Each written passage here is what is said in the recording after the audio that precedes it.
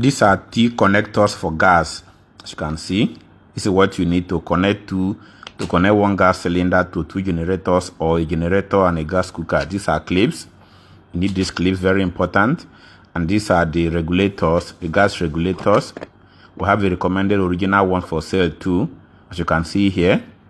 So and then here is the carburetor itself, the original Ogbenge carburetor that you need to run your gen on cooking gas. And so the T connector is here.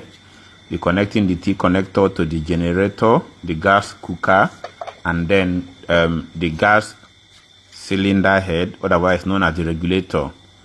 And so you have the two, see the three connections are on now. One going to the generator, the other one is to the gas, and the other one is entering the gas cylinder. Make sure it's tightened. All right. So here is the gas cylinder. Here is the generator.